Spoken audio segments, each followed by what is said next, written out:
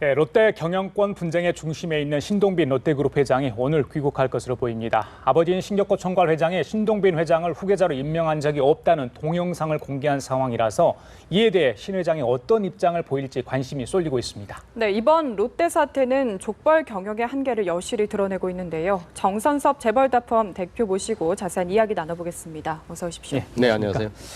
자, 대표님, 이번 롯데 보면서 이 점입 가경입니다. 뭐 네. 치부들이 하나씩 둘씩 드러나는데 폭로전까지 벌이고 있고요. 어제 이제 신격호 회장의 동영상, 물론 신동주 전 부회장이 찍은 것으로 알려진 이 동영상이 공개되지 않았습니까? 그런데 신동빈 회장을 자신이 한국 롯데 회장으로 임명한 적도 없다, 용서할 수 없다 이런 내용을 공개했거든요. 네, 그렇죠. 보셨죠? 네, 봤습니다. 어떻게 보셨어요? 어떻게 생각하세요?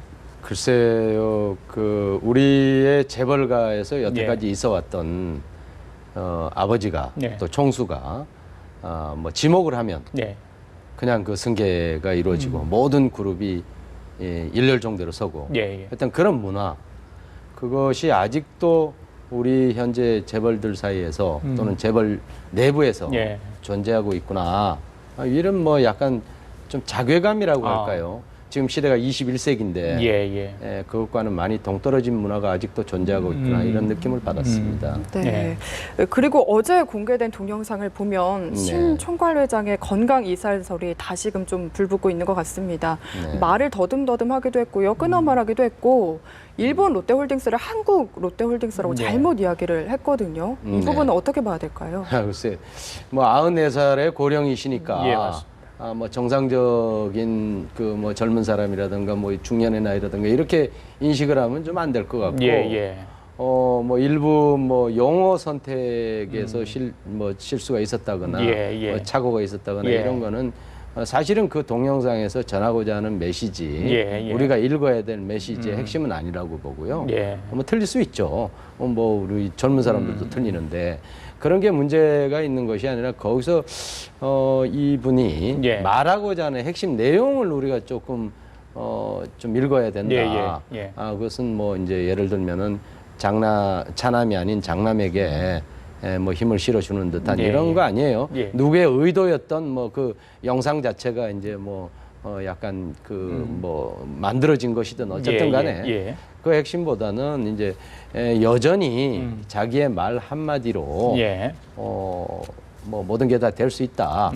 또는 그 말 한마디를 이용해서 뭐 이해를 뭐 얻을 수 있다. 뭐 득을 볼 수 있다.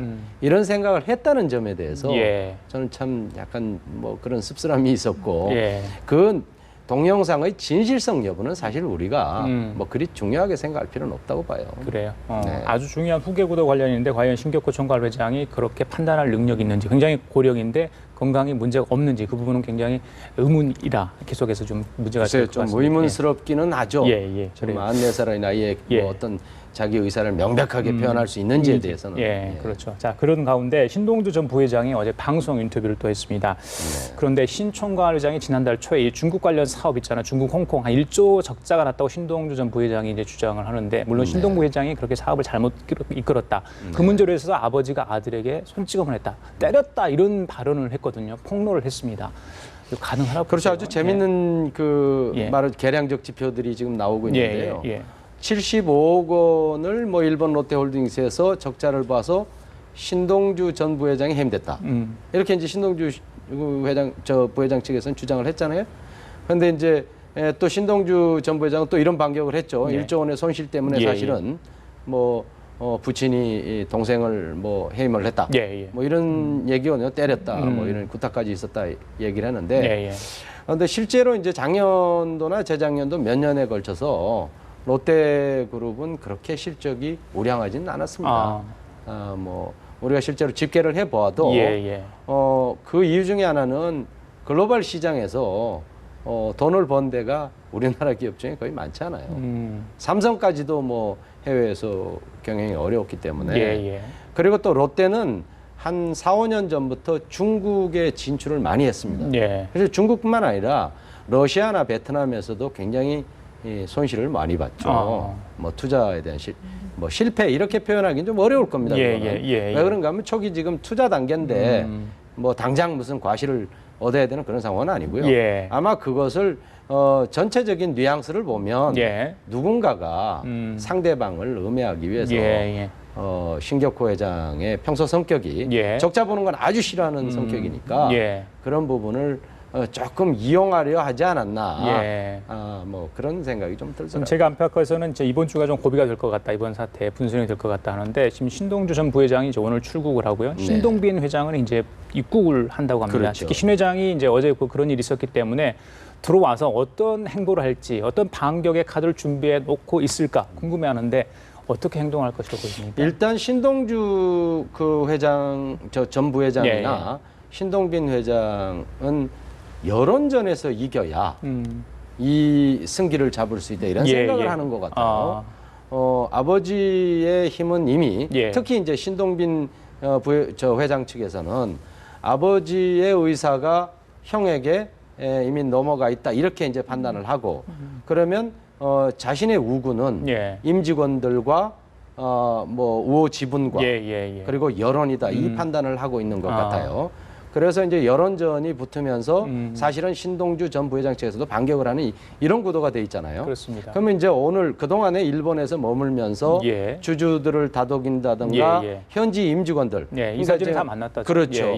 그럼 제일 중요한 게 이제 우리 사주회라는 것인데 우리 사주회의 정체성을 보면 뭐 직원들이 그 지분을 갖고 있는 건 아닌 것 같아요. 저희가 파악하기에는 창업 당시부터 함께 일을 했던 사람들이 주식을 갖고 있는 그래서 이제 이름이 우리 사주가 아니고요.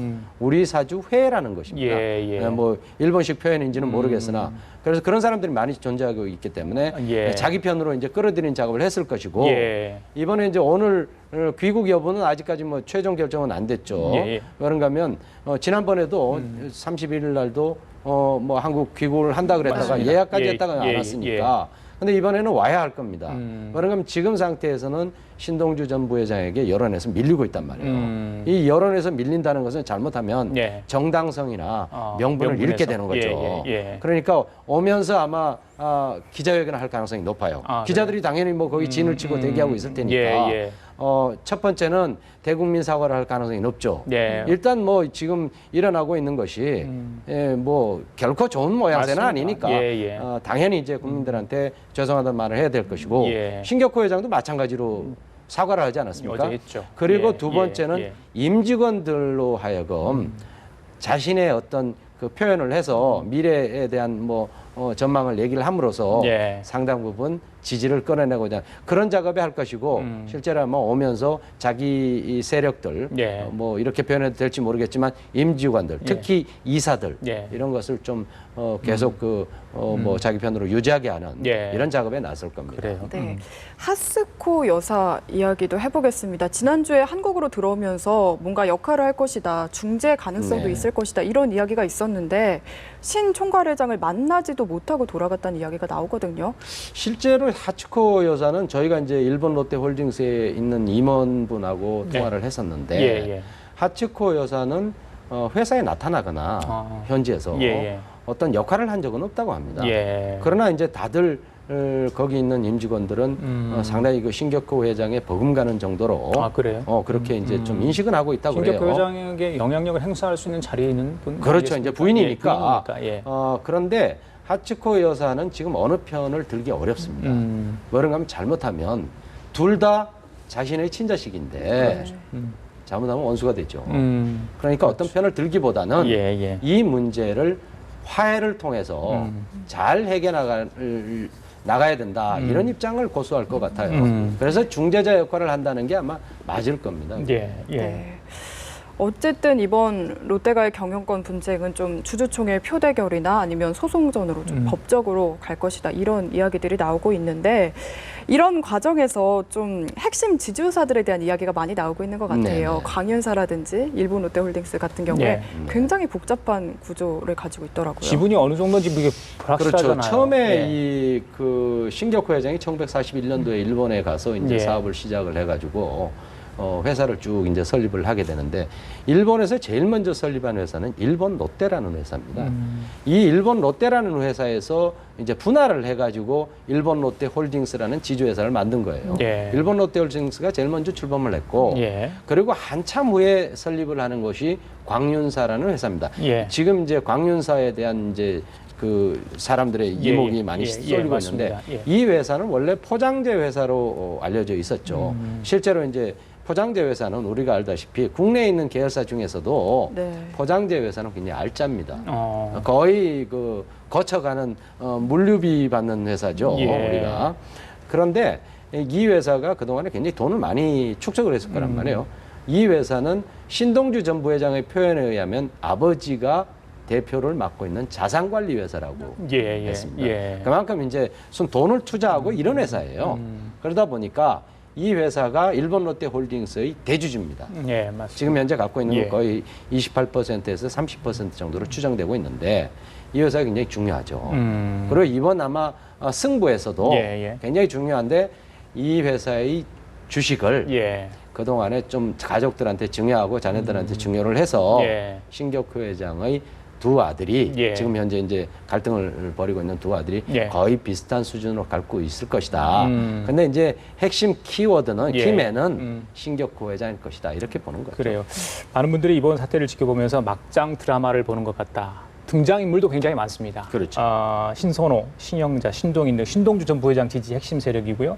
이인원, 황각규, 스쿠다, 타카유키, 신동민 회장 쪽을 지지하는 전문 경영인들 3명 네. 이렇게 있는데 대표님 보시기에 이 사람들 중에 좀 우리가 관심을 갖고 좀 봐야 될 사람이 있습니까? 이 경영권 이번 소유권 다툼 관련해가지고. 네, 핵심적인 신동주 전 부회장은 예. 가족들의 지지를 받는 거고, 네. 예. 지금 표면상으로. 예, 예.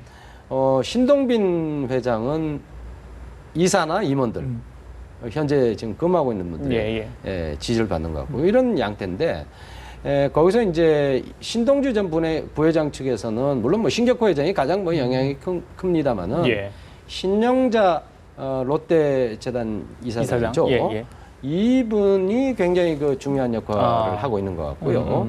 물론 삼촌들도 신선호, 예, 신선호. 신준호 예, 회장. 그 회장 같은 경우도 아마 이제 형의 말을 따를 텐데 중요한 것 같고 그 신동빈 회장 측에서는 예. 일본에 있는 스쿠다 사장이죠. 예, 예. 대표이사인데 스쿠다 사장하고 이인원 사장을 우리가 주목을 볼 필요가 있다. 지난번에 이제 신격호 회장으로부터 팽당한 팽당했죠. 분인데 이분이 사실은 롯데그룹을 지금까지 끌고 오는 데 있어서 중요한 역할을 했으니까 주목할 만하다 이렇게 생각됩니다. 그래요. 이 신격 회장의 말이 곧 법이다. 이 족볼 세습 체제라고 해야 될지 잘 모르겠습니다만 이 전 근대적인 어떤 경영 방식이 지금 도마에 오르고 있지 않습니까? 그렇죠. 많은 분들이 단순히 어떤 특정 대기업의 가족사의 어떤 치부가 드러나는 이런 모습으로 볼 게 아니라 네. 이런 문제는 전반적으로 한국 대기업이 갖고 있는 고질적인 병폐다 이런 지적을 많이 하고 있거든요. 이건 어떻게 보세요? 어제 오늘 일은 아닙니다만은 이번에 롯데그룹의 경영권 갈등, 그 혈족 간의 갈등을 계기로 해가지고 우리가 상당히 많은 거를 좀 생각을 해야 될 것 같아요. 우선 첫째는 지금 현재 재벌의 승계 방식 예. 또는 지배구조 방식을 이대로 가져가야 할 것이냐. 우리나라의 경제가 앞으로 계속 지속되려면 예. 현재 재벌 그룹이 차지하고 있는 비중이 굉장히 높단 말이에요. 그러면 재벌 그룹에서 이런 문제가 생길 때마다 이른바 오너 리스크로 인해서 우리 경제가 흔들거리는 이런 상황을 계속 가야 될 것이냐. 그리고 경제력 집중이 돼 있는 이런 상황에서 그러면 황제적 경영을 계속 용인해야 할 것이냐.